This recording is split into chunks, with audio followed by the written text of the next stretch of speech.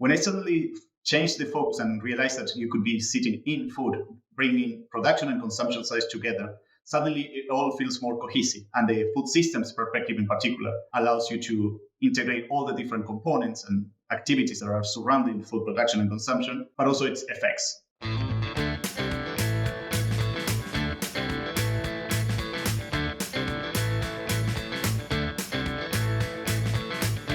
Welcome to the Crop Science Podcast. I'm your host, Leo Bastos, Assistant Professor in Integrated Precision Agriculture at the University of Georgia. Today, we welcome our guest, Dr. Carlos Gonzalez Fischer. He is a Research Associate in Food Systems and Global Change in the Department of Global Development at Cornell University. Carlos, welcome to the Crop Science Podcast. To start things off, could you share with us a little bit about your background and your path to where you are today? Of course. Hi, everybody. Hi, Leo. I'll just explain about my path. So I'm originally from Argentina, and I went to university to study biological sciences. Originally, I wanted to do something about evolution and genetics on those lines. While in university, I kind of fell in love with the ecology side of things, the interaction between animals and their environment, and all those processes that dictate those relationships. And when I came to graduate and tried to choose a field for my PhD thesis, I ended up working on agricultural lands, on biodiversity, but on agricultural landscapes, looking at mostly small mammals, rodents, but also some birds, and seeing how they will react to land use changes. And I spent 5 years doing that in Buenos Aires. And during those 5 years, I started to become more and more interested in the agricultural side of the equation, the why and how the land use changes were happening. And that's why when I finished my PhD, for more personal reasons, but we ended up moving with my wife to the UK. And there I started to work on food, let's say, working with a lot of civil society, but also academic organizations, NGOs, and UN level institutions in different issues around food for a few years until I started working on food-based dietary guidelines and the inclusion of sustainability that prompted to bring back livestock. And I think that's the Argentine bias in there, where I started working more and more on livestock, especially on beef. I moved back to Argentina, where I continue working on beef sustainability with a couple of projects looking at how to improve productivity while reducing the environmental impact of beef production. And that job led me to work a little bit with the National Inventory of Greenhouse Gases for the livestock sector in Argentina, and collaborating with the UN RED program there, and working in different aspects around the measuring and managing of agricultural greenhouse gas emissions. After that, I moved to New Zealand to work with a similar line of work there with the center I work at. It was called the New Zealand Agricultural Greenhouse Gas Research Center. And continue doing work about livestock and its role in the global food system with a focus on climate change. And from then, I finally arrived to Ithaca, to Cornell, where I've been here for 2 years now. And I think that's a short/long version of the story. Explore the future of agriculture with KWS, a global leader in innovation and sustainable farming practices. Uncover the exceptional qualities of our hybrid rye, cultivating a legacy for a greener tomorrow. Visit kws.com/US for more information and for dealer locations. KWS, seeding the future since 1856. Awesome. Thanks for sharing that. And it's really impressive. We've been to many places, many continents, and been exposed to so many different perspectives. That all this knowledge and experiences you've had are very, very unique, and I hope that we can tap into some of those in our conversation today. Yes, being in food systems means working interdisciplinary, and coming from a more specialized background in ecology, where I was used to go deep into a topic and become the expert, it felt impossible to cover the whole thing on food systems. But suddenly I realized that there was a great value on that side as well to have a wider knowledge about several topics and being able to build bridges between different communities. I always say that I'm always the livestock person in a climate change discussion or the climate change person in a livestock discussion, never the full expert on the topic at hand, but always keeping an eye of different perspectives and different knowledges. Absolutely, and that's something that I was curious to ask you is, you're sitting at this intersection between so many different areas. So I was wondering, like, how, if you could tell us a little bit about what is the connecting point, or what are the commonalities, overlapping spaces between livestock production, food systems, and climate change? Well, I think for me, it all centers around food. No, like when coming from a more traditional perspective of when you look at agriculture as food production as the main driver of a lot of the issues I was studying when I was in my PhD, when I suddenly changed the focus and realized that you could be sitting in food, bringing production and consumption sides together, suddenly it all feels more cohesive. And the food systems perspective in particular allows you to integrate all the different components and activities that are surrounding food production and consumption, but also its effects. So I think that it was a natural fit to start working on the livestock side, like I said before, because of my Argentine background, where it's very important, and that's the area I grew up with beef cattle in grasslands. So that's the nostalgic image of my childhood I had, even though I didn't grow up in the rural areas, but that's the romanticized version I had. So working on livestock, then climate change became, again, a natural connection there. Like a brief history with livestock's connection with greenhouse gas emissions and climate change is kind of new. Like that wasn't the main narrative when I was growing up or studying during the 90s. But in 2006, there was a seminar report from FAO, the Livestock Launch Shadow, where highlighted for the first time and in full the environmental impact associated with livestock production. And since then, there was a series of research trying to figure that question out.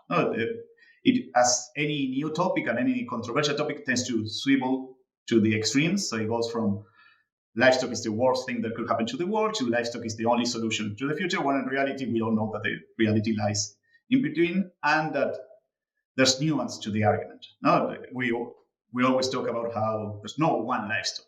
Livestock is multiple species in multiple systems, in multiple regions, with multiple actors involved in that production system. So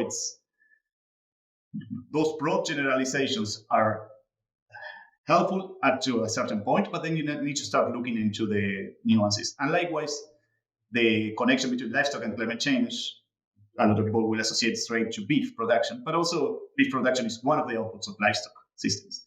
Not only you have the different species producing different products, but also you have all the multi-dimensional roles of livestock. Now you have livestock as steward of landscapes, as preservation of biodiversity and grassland structure, livelihoods aspects, the cultural elements, and it all brings it together. Because of the focus of livestock and climate change, I became drawn to understanding a little bit more about the climate change issue. And that's why I ended up working a little bit more on the metrics that are used to measure emissions, how we aggregate different gases, how we treat different gases differently. And then finally, I tried to put all together, go into the solution space. Okay, what do we do with that? Knowing that it's a complex issue with a lot of nuances, how do we figure out what's the right decision? Because we need to do something with from the policy side, from the regulation, from the increased productivity to enhance food security. We need to deal with this, and we need to make decisions now. And it's interesting. What interests me is to try to bring it all together to a common place. Nice. That's it's really interesting to hear that, and myself being from South Brazil, also livestock and beef production and beef consumption are part of the culture, right? And so a lot of times we're thinking about these issues from the environmental standpoint, from the policy-making standpoint, but I guess at least not every time we bring that cultural aspect into perspective as well. So it's definitely a multifaceted problem, like you said. Yeah, 100%. So the estimation is that around 1.3 billion people have their livelihoods directly dependent on livestock systems, and that includes from livestock producers to people down in the supply chain and supporting activities. And that's something we cannot discount offhand. On the other hand, there's clearly indications of things that are wrong with the way we currently produce livestock products. And again, it's different in different products in different regions for different reasons. But that only calls, in my opinion, for more attention, to try to deal with this in a more holistic way and really understand the consequences of what we're doing. Because a lot of the solutions in one space actually could make problems in other spaces worse. We always talk about increasing productivity, and increasing production is a necessity in certain areas.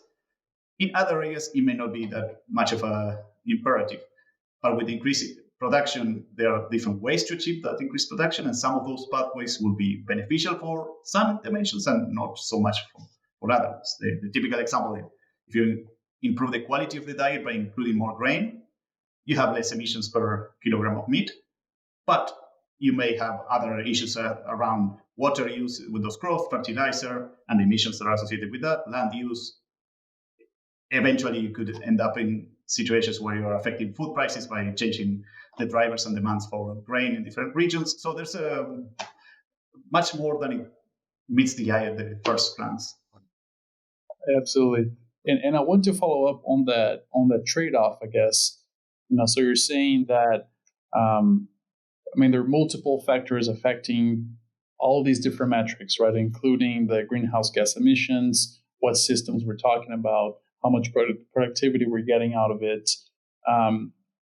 So if we just think from this perspective of, if you are a livestock farmer, of course, this is a very complex term. I acknowledge that. But if we can simplify that to mean, perhaps in the example of beef livestock, and it's a farmer, it's a grower that's interested in decreasing their production footprint, on the carbon footprint of their production system, what would be some of the recommendations, I guess, that the scientific literature and the studies are finding that would be low-hanging fruits for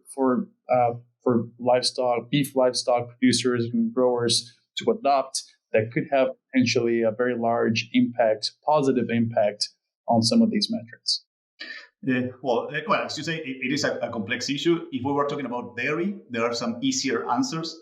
There is a system where you can increase productivity per animal, and thus, if you can reduce the number of animals and increase your total output, that will result in less emissions, because it's easier to intensify production per animal. With beef, you have a different set of issues, and that's also a broad generalization. Not every system can be intensified, and there are various there. With beef, it's a little bit trickier. With beef, a lot of the emissions, with cattle, most of the emissions from livestock come from cattle, and most of that is methane from enteric fermentation. And enteric fermentation is a function of ruminant digestibility, so there's a physiological limit of how much you can do in that space. That doesn't mean you cannot do anything. Also doesn't mean that we're not pursuing avenues to change that limit. There's a lot of work being done on feed additives and different sort of technologies that could reduce emissions from that side. What can you do? If you're talking in a system that it has, there's a range of systems. If you're talking from the lower productivity ones, most of the things you will do in that space to increase productivity will have a positive impact on emissions intensity and total emissions produced by your system. So at the lower end of production systems, improvements in health, management, those are the key really there. And those are the easy ones because it's a win-win. It becomes much more challenging when you start going to the other extreme, or you already have a system that is well tuned and is working and is efficient. There's less fat to cut, so to speak. That doesn't mean there's nothing to do there yet. So there's improvement in, if you are in a grazing system, improvements in grazing practices. You can have some rotational schemes, or even the improvement of the pasture and the forage quality, but also on the time you keep animals in each paddock and how you manage that sort of things. Of course, always the reproductive improvements, those are always welcome. A lot of these, the total emission from the beef sector comes from the non-productive herd, the animals producing animals, not the animals being raised to be slaughtered for meat. And so by changing that ratio, there's a lot you can do there. And then, yeah, like I say, improvements in diet quality, that helps.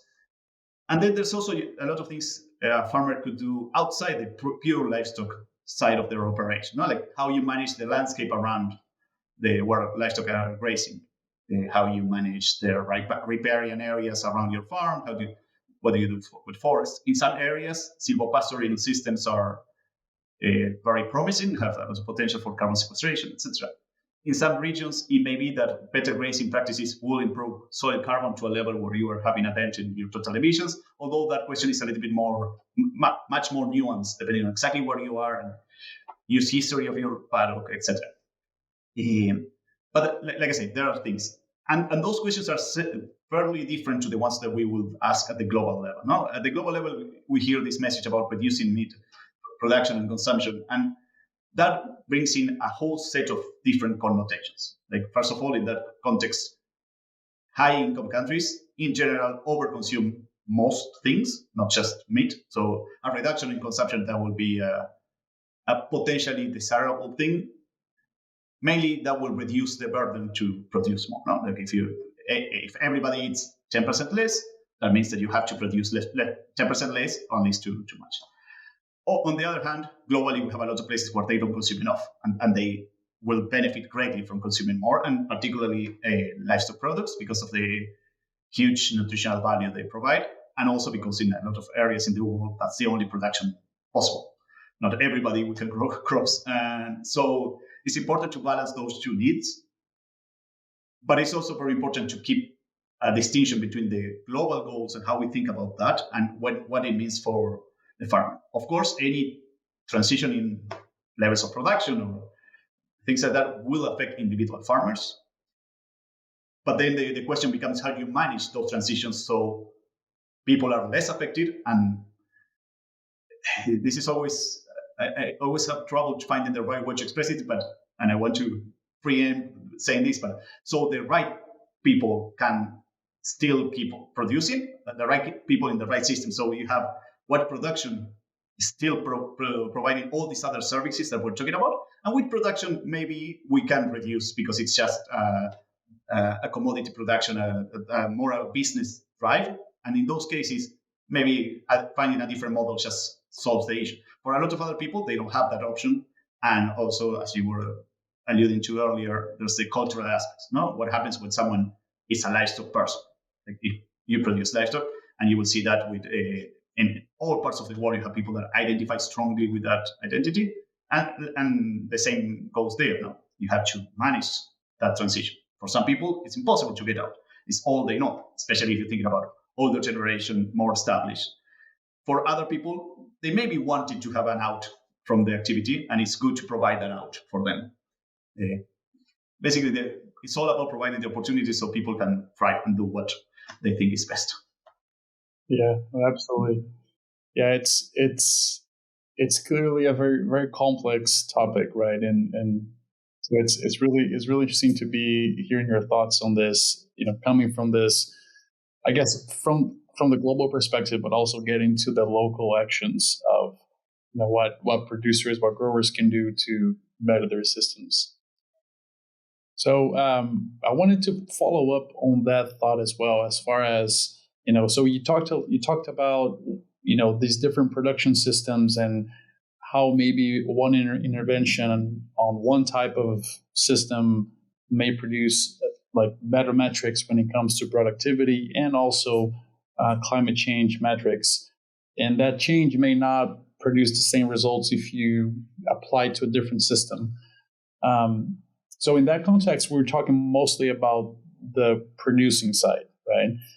And I guess when it comes to, if we think about the consumption side, so us as individuals or even as a community, as society at large, what would be things that you see that at a smaller scale we can, take action or decide to change certain behaviors if we want to contribute as well for improving these metrics, right? So not just on the producer side, but us as consumers, what would you say are things that we can do at the local side that can potentially, compound and have impact at the global side as well? There's several directions in there. So one thing to remember again is that there's a difference between the collective and the individual. No, I think it's usually in these discussions, a lot of the burden is put on the individuals. Then, okay, make better choices, eat better. Yeah, that's fine, and of course, everybody should eat better. No, that's will always be a win-win for every dimension. The thing is that we don't choose in a vacuum. No, like our food choices are informed and limited by what some people call a food environment.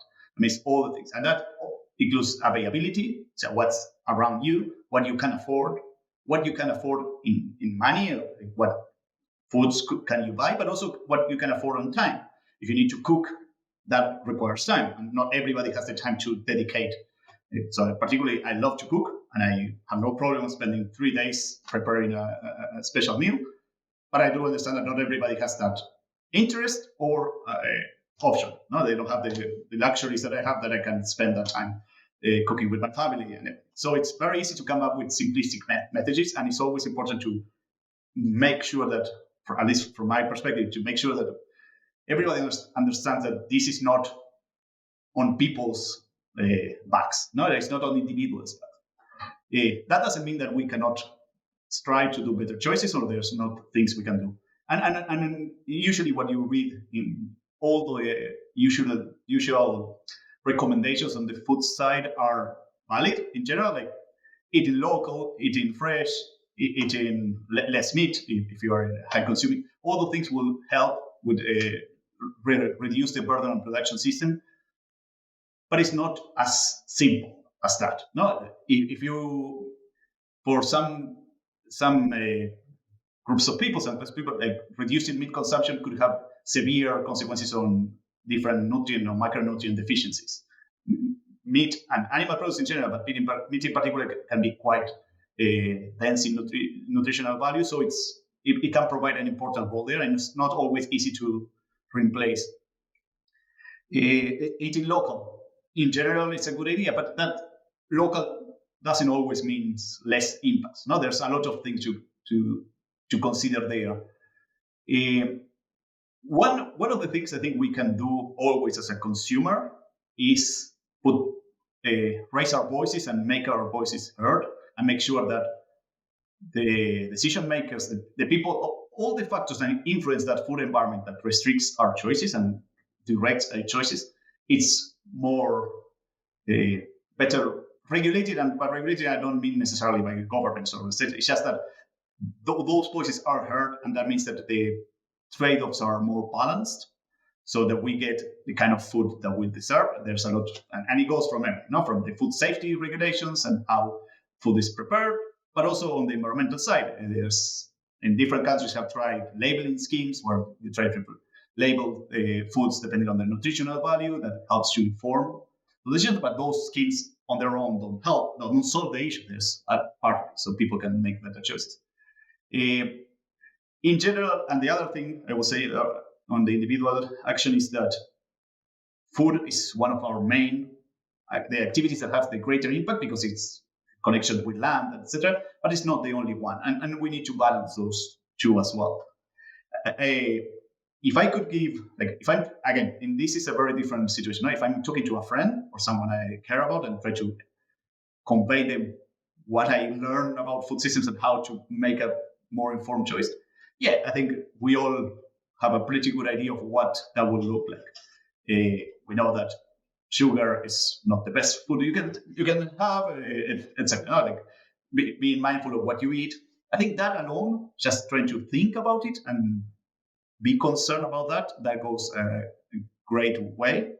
But as I say, our individual action is also limited by the society and the context we are in. And so the collectivization of that action and trying to raise those voices, being that contacting representatives and talking about when there's food issues in a particular area or a particular region, to ask in your supermarket of choice to try to pester them so they will bring whatever product you prefer. All those sort of things help. And the other one I would say is to be good to ourselves and knowing that we cannot do it all, and it's fine if you're not perfect in any dimension in that sense.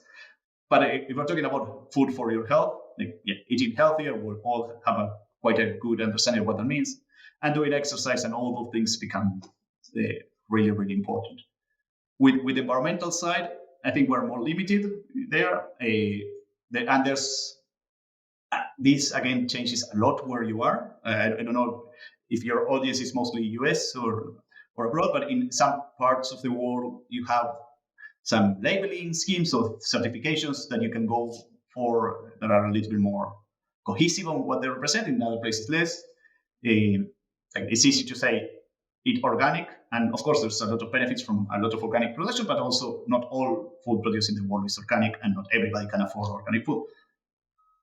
So that's it. That's a rambling. Yeah, no, that's very, it was very interesting. And as you were explaining, something that I always think about as far as making my own food choices is this trade-off between local versus non-local, or perhaps fresh versus non-fresh, and I think it's a really interesting trade-off there, because a lot of times, and perhaps not on the livestock side, I'll leave you that for you to answer here in a second, but a lot of times on the plant side, buying something local, of course, is great for a community, and it's great for developing that relationship with your food as well. But it doesn't always translate into more efficient, less intensive systems, right? Whereas depends on the metric we're trying to optimize here. So from the livestock side, could you talk a little bit about that as far as some of these trade-offs between, if you want to choose to eat local when it comes to beef or maybe other animal products, compared to maybe non-local options, and what would be the trade-offs that would exist between those two different production systems? Yeah, of course. Well, yeah, as you say, first of all, it's again these multiple roles and multiple dimensions where the locals started. I think that moment started with the idea of food miles, that a lot of the impact of food production came from transport. And then from that framework, it made sense to eat local. As you alluded, that's not always the most efficient way. And even if you look at one metric like greenhouse gas emissions, there's some examples. And I don't want to get tied on the exact example because it may have changed now. But a while back, there was an example where I think it was tulips in London. If you compare them from South Africa or the Netherlands, the South African ones were associated with less emissions, even if you consider they were air fried there. So it's not always intuitive. But of course, this multi-dimensionality means that what you are trying to optimize will define different answers. And in most cases, you won't be able to optimize everything. And there will always be trade-offs. That's something that it would be amazing if we can, like the famous win-wins. Usually you have win-win, win-win-win, but then there's a lot of losses on the back of that. So it's always impossible to match them all. And with animal products, you have an extra dimension there. Most animal products are consumed in the country that they are produced, especially if you're talking about beef. The vast majority of beef is traded. It's in internal consumption, domestic consumption. There's some trade, usually it's to neighboring countries in most parts of the world. And again, if you were talking about before going fully to livestock, on the cropland side, on the crop side, a lot of vegetables, for example, frozen, are actually more nutritious and more efficient than the first one you will buy, because they have been traveling for longer and they may have lost some of their nutritional quality. So it's always a counterintuitive and difficult situation. With livestock, I think a lot of the livelihood and the societal benefits come more to play in the local, but also not every livestock product is produced in every part of the country or wherever you are. So it's not always easy or possible to do that. And a lot of times, as you say, local is not more efficient. A lot of times it makes sense to make to produce something further away, if it can be more efficient with economy of scale. At the same time, you also want to have a more decentralized production, just to have more options, to distribute better the benefits from that production, to cut down on logistic issues. So there's a multiple. Another way to look at the local versus the global, or the more extent version, is not on where is the production is physically, but also who is benefiting from that. Which is the stakeholder that is getting, let's say, most of the money, let's call it like that, but it could be other benefits as well. But so sometimes by supporting local, you are supporting your community, and that's thriving. And even though the production may be not the most efficient one, you are getting all the other benefits compensate for that. In other cases, by doing that, you're actually prompting an activity, a production activity that may be actually much worse for the environment, and you may be promoting an activity that collapses or clashes with other of your interests and values. So again, the nuance, the trade-off, and that exact definition of what's the best will depend on where you are, what product are you talking about, and at some point your values as well. What do you prefer to maximize? But yeah, it's not always as simple as possible. And the other topic on that when you're doing a lot of these global estimates, we sometimes in the modeling exercises, you can shift production, relocate production to see, okay, what will happen if production will happen here or here, and you can optimize for efficiency there. You could have, okay, these are the areas that are best to produce these products. Let's focus the resources there, and let's have the other regions, and that could be departments, countries, continents, just import food from there. The thing with that is that it starts to clash with a lot of these other benefits. The food sovereignty, food security arguments are one of those, but also no country will want to give out control of all the food production. And then there's the other question of the counterfactual. No, if you take production out of a place, what happens with that land? Depending on how those processes go, your final answer and final results will be very different. If the land is abandoned, and sometimes if it can be worse. In other cases, it may be beneficial. You have a rewilding effect. But most likely, if there was some economic value being extracted from the land, and you take that production away, the owner or the people that were benefiting from that benefit will want to replace it with something. And in other cases, they will need to replace it with something because they need to eat as well. And they need to live. So what they will do in that land may be worse than you were doing. That's on livestock, we always talk an interesting concept that's around is the carbon opportunity cost of land. And on one part that highlights that a lot of lands that are currently used for livestock, they could be used for much more carbon efficient uses.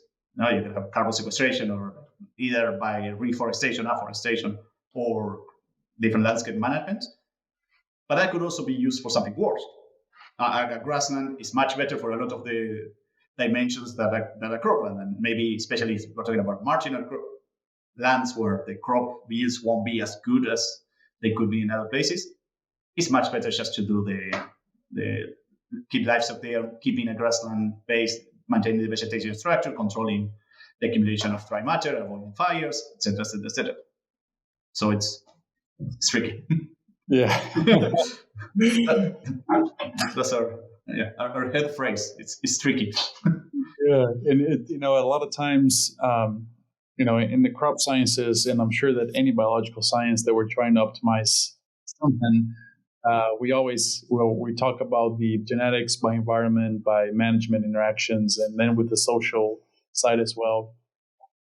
And is a really good example of that, where you have all those interacting terms affecting the system locally, but then on top of that, you also have all these other factors as you scale that decision making from local to global scales. You have all these other factors that come into play that really, I mean, makes this and really any other food related issue something very complex, right? It's not, as you said multiple times, there's not a silver bullet, there's not one answer fits all. It all depends on so many things. Yeah, that's right. And that's why a lot of our work is aimed to provide tools to make these decisions more visible. Because as with all of the things, we are making a call for every time we're doing some of these sort of things. It's just that that call could be more explicit or less, or more implicit and more informed or less informed.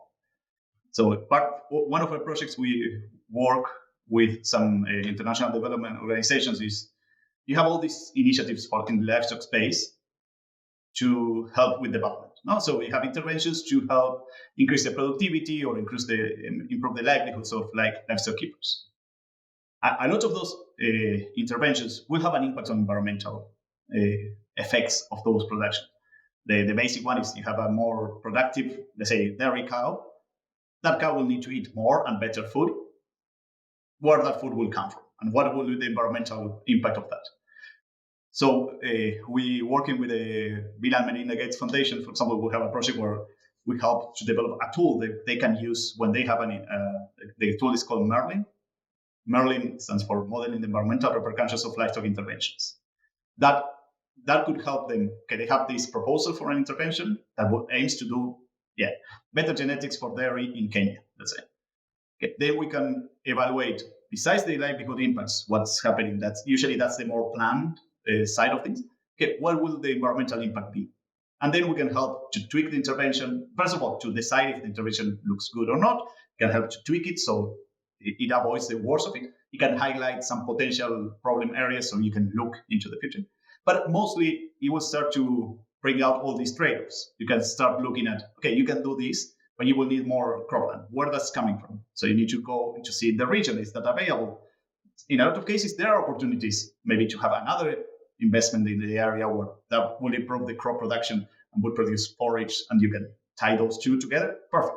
You create the demand and you create the supply. You certify the supply, so you cover everything.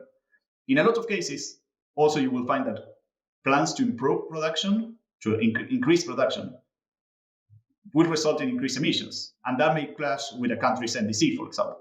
So again, you have to start to bring more coherence to different policies that are not necessarily speaking to each other. Likewise, a lot of countries would have a livestock master plan. And so any one of the interventions could help or go against that projection. And that doesn't mean that if it clashes, that means that the intervention shouldn't be done. It's just that, okay, you have more elements to decide and you can have a more complete vision. And I think that same logic or same framework will apply to anything you're doing at any scale. There will always be things that go beyond what you're looking for or what you're looking at that requires thinking a little bit more. And likewise, a lot of these big level commitments that we'll have, they require a lot of work to bring down to the ground and see, okay, how did it affect, let's say, farmers in general, but also particular farmers, because it's that those sort of things are not evenly distributed. You need to look at how that's looking. And it brings this global to local, individual to collective, all those different axes need to work together. That's why we try to do this with the projects like this or any other ones we have, try to bring that across. Yeah, absolutely. And really, it's really important, to have a tool like that, because I would imagine that a lot of times some of the very important trade-offs that you may have in a given decision may be things that you're not even thinking about or considering, right? So having a tool that kind of already has that developed into it, as far as looking at all these facets and giving you an overall picture, becomes really important. Yeah, so like I say, most of our work centers on trying to help these conversations to take place. Working at the global levels is most of the time it's impossible to make cross-cutting recommendations. Do this and everything will be solved. Most of those are already out there. Like most of those we already know what should happen. but there's different ways to look at these sort of things. And I think a lot of the no, one is knowing about how this trade-off work and the operation, and the other one is to be intentional about what we're doing, knowing that we know that what we do has consequences beyond our immediate remit. So just to keep that in mind and to figure out ways to to build those bridges with different activities, different stakeholders, and try to find a solution that works for everybody. Because with a lot of the local to global with climate change, for example, that's something that connects you immediately. Whatever you're doing in your farm, if it's creating emissions, that will have impacts in people that they're not connected to you in any other reason that they're just part of the human race and living in the same planet. And we need to figure out ways to make those a lot of the time contrasting interests and conflicted interests to work together and find a middle point for a lot of them. Again, that's not on the individual. We cannot expect a cattle farmer in Colorado to link with the NDC from Nigeria. No, you have to have but we need to have those conversations and have them at the different levels. Absolutely, absolutely. It's time for our famous three. Awesome. Well, so we're getting towards the end of our conversation here, and with that, we have our three final questions here that we ask every guest in our podcast. The first one that I want to ask you here is if you have any favorite agriculture-related book or resource that you come across and that you think would be a great resource for our audience to also know of. Oh, that's quite a hard one. I tend to read most of my agricultural reading. It comes in reports and papers. I think there's that what I enjoy the most right now. But if I have to plug something, I think there's a lot of work being done by Oxford and Our World in Data, that website that Hannah Ritchie and others run. I think those sort of analysis, when they explore data and help you think and see relationships, are very useful. That's not the only one up there. There's plenty of things like that. But I think those sort of exercises in exploring data from maybe issues that you're not familiar with and different things, I think those are very, very helpful. But yeah, it's like I say, there's a lot out there, so it's hard to recommend only one. Nice. That's. I think that's. I don't think any, at least of my guests, have mentioned that, and it's definitely a really interesting source to explore different ideas. Yeah, I usually find myself looking at graphs of variables that I have never given a second thought, and suddenly open up a whole new world of different possibilities and connections. So it's very, very useful for me.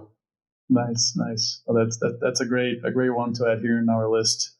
All right. So the next question here would be a similar resource that that you have come across, however, outside of the agricultural sciences. So something that you perhaps more on the personal side that you would recommend us.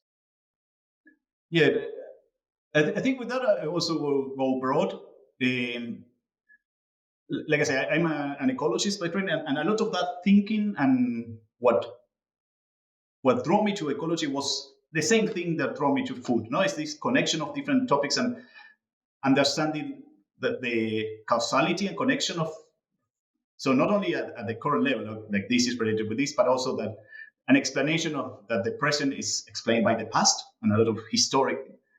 But I would say the body of work that mostly cemented that idea in my mind is everything by Stephen Jay Gould. He was a paleontologist that wrote a lot about evolutionary history and ecology. And any of his books, I would say it's a very valuable resource to have people, again, understanding both the complexity of the world, but also how sometimes there are very clear and simple answers. You just need to know where to look and what's the right framing. I think that's also a very valuable lesson that I got from that. I think all of his, well, he died a few years back, and all of his books are quite old now, but I don't know how much people read them. but I really enjoyed that, and it was very formative for me. Nice. I'm not familiar with that, and I'll definitely look into that. So thanks for that. Yeah, heavily recommend, and they are very accessible. They are like built for generalistic audiences. There's like anyone can enjoy them. Nice. All right. So our last question here is: in your opinion, what do you think sets successful crop professionals apart? Well, I think like in any field, it's this balance between conviction and open-mindedness. So you need to have that right balance where you need to have a deep knowledge of and be quite sure of what you know, but also you have to be equally sure of what you don't know and be open to these questions and things that I think one of the worst traits that professionals or people in general can have is being close to what you know and just stay in your lane. That a lot of times that's comfortable and that's gives you smoother sailing. That you're not necessarily clashing that much, but at the same time you're missing on the big opportunities. There's one certainty we have on food systems, and just to bring it back, is that food systems will change and will transform in the next years. They have been transforming for centuries, and they will continue to do so, and I will think at a more accelerated pace. So we will need new answers and new ways of thinking about this. And even if what you're doing doesn't change much, because of what we've been talking about, there's different objectives and different dimensions to look at, you have to incorporate new perspectives, even from that side. And so if you're worried about, or today, in today's world, you were worrying about increasing productivity and you're not thinking about the environmental side, you're going to hit a wall. You're not going to go far. And likewise, if you solve production and environment, and you're not really looking at the broader societal concerns, you will hit another wall a little bit later on. So you need to keep open and have a inquisitive mind, and especially talk to people and don't close yourself to new ideas. That doesn't mean accept whatever people tell you, but just be open to to the fact that you may not know everything. Absolutely. And it's a great hook for this podcast, because through these different episodes we can all hear and learn from people working in different aspects of crop science, so crop and livestock science as well. So that's all one and the same. It's all connected. All connected, yeah. That's right. Like 1/3 of cereals go to livestock feed. So if you're looking at crops and you don't see that connection, you're missing out a huge part. Absolutely.